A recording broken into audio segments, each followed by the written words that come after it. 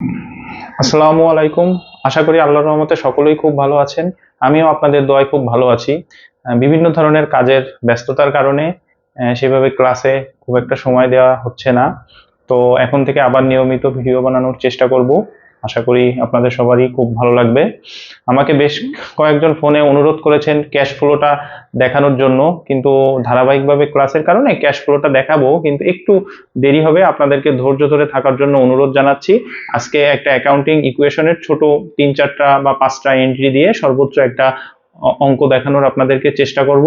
তারপর থেকে আমরা নেক্সট ক্লাসে আমরা অ্যাডজাস্টিং এন্ট্রিতে চলে যাব, অথবা স্ট্যাটিস্টিক্স এর কোনো ক্লাস আমরা শুরু করতে পারি। তো আসুন শুরু করি।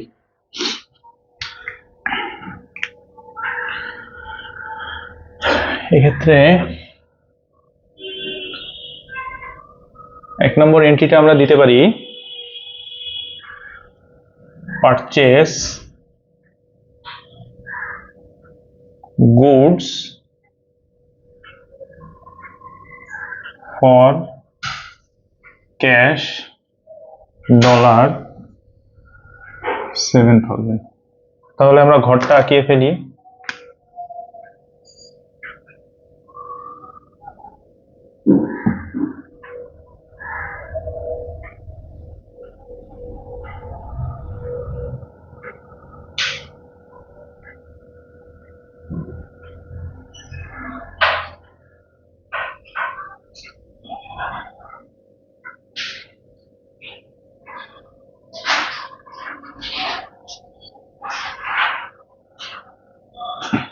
এখানে আমাদের অ্যাসেটস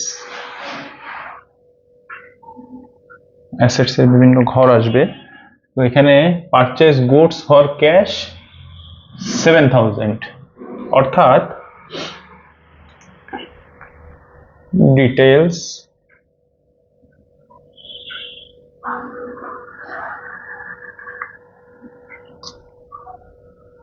ক্যাশ নামক একটা ঘর আসবে।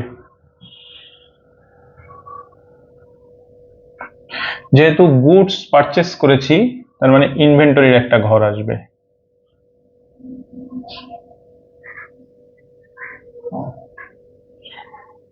Purchase inventory.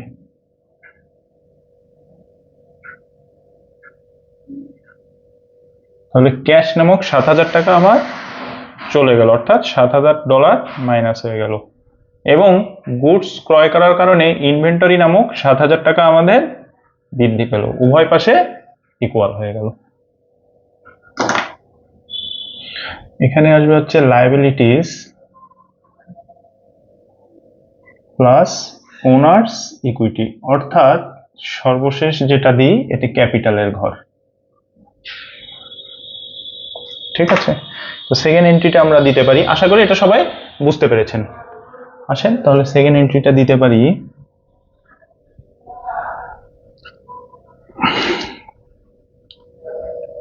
Purchase furniture on account, বাকিতে $5,000, অর্থাৎ 5,000 টাকা সমপরিমাণ আমি ফার্নিচার ক্রয় করলাম। তাহলে আমার ফার্নিচার নামক একটা নতুন ঘর আসবে। এবং যেহেতু অন অ্যাকাউন্ট অর্থাৎ বাকিতে ক্রয় করা হয়েছে, তাহলে আমার অ্যাকাউন্টস পেয়াবল অর্থাৎ টাকা দিতে হবে, একটা নতুন একটা ঘর সৃষ্টি করতে হবে।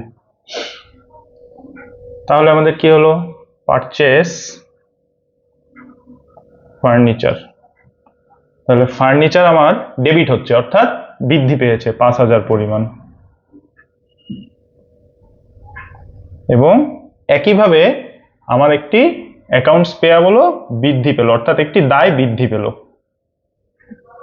ঠিক আছে, আশা করি সকলেই বুঝতে পেরেছেন। আসে তাহলে 3 নম্বর এন্ট্রিটা দেখে ফেলি।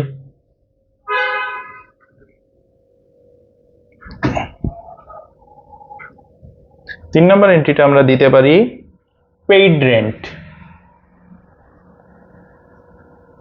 Paid rent $2,000, rent paid. এক্ষেত্রে আমরা ধরে নিতে পারি এই মাসের কারেন্ট মাসের আমরা রেন্টটা পে করে দিলাম।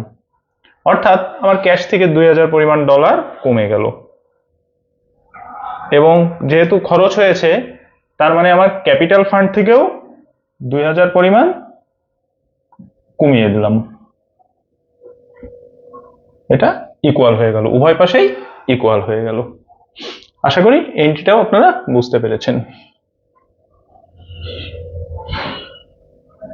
4 নম্বর এন্ট্রিটা আমি দিতে পারি sold goods on credit $10,000। তাহলে বাকিতে বিক্রি করেছি, বাকিতে বিক্রি করলে কি হবে, এখনো আমরা টাকা পাইনি, টাকা পাবো, তাহলে একটি অ্যাকাউন্টস রিসিভেবল সৃষ্টি হয়েছে। সোল্ড গুডস আর কি সেলস। এক্ষেত্রে লাস্ট ভিডিওতে অথবা তার আগের ভিডিওতে আমি আপনাদেরকে দেখিয়েছিলাম এখানে একটা পারচেজ ভ্যালু দেওয়া থাকে, তো সেক্ষেত্রে এন্ট্রিটা কেমন হয় সেটা আপনারা লাস্ট ভিডিওতে দেখলে আপনারা বুঝতে পারবেন। তাহলে গুডস সেল করেছি কত, 10,000 পরিমাণ। হ্যাঁ, তাহলে আমার অ্যাকাউন্টস রিসিভেবল বৃদ্ধি পেল কত টাকা, 10,000 টাকা। একইভাবে যেহেতু এটা আমার একটা ওয়ান কাইন্ড অফ ইনকাম, তাহলে আমার ইনকামও অর্থাৎ ক্যাপিটালের ঘরেও আমার 10,000 পরিমাণ বৃদ্ধি দেখিয়ে দিলাম, উভয় পাশ আমাদের ইকুয়াল হয়ে গেল। আশা করি সকলেই বুঝতে পেরেছেন। আসুন আর দু একটা এন্ট্রি দিয়ে আমরা অঙ্কটা শেষ করে দিই। আচ্ছা, পেইড স্যালারি $2,500। ঠিক একইভাবে রেন্টের মতো এই এন্ট্রিটার মতোই হবে, অর্থাৎ 2500 টাকা পরিমাণ আমার ক্যাশ কমে গেল অথবা ব্যাংক কমে গেল। একইভাবে আমার ক্যাপিটাল থেকেও এক্সপেন্স হওয়ার কারণে $2500 মাইনাস হয়ে গেল, ইকুয়ালস এখানে আমরা লিখতে পারি স্যালারিজ পেইড।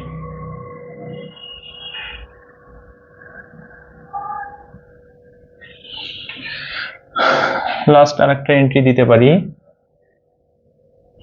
একটু অন্যরকম একটা এন্ট্রি দিতে পারি। এটা দিতে পারি হচ্ছে পেইড টু ক্রেডিটর্স $2,000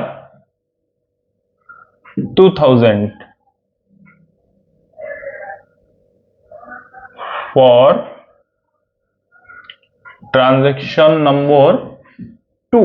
অর্থাৎ 2 নম্বর ট্রানজাকশনে আমার যে একটা ক্রেডিটর সৃষ্টি হয়েছিল তাদেরকে আমি 2000 পরিমাণ ডলার পে করে দিলাম, অর্থাৎ এখানে অ্যাকাউন্টস পেয়াবল আমার কমে গেল $2,000। একইভাবে আমার ক্যাশও কমে গেল $2,000। তাহলে কি হলো, পেইড ক্রেডিটর্স। এবার আমাদের প্রত্যেক ঘরের যোগফল নামাতে হবে, প্রত্যেক ঘরের যোগফল নামিয়ে ফেলতে হবে।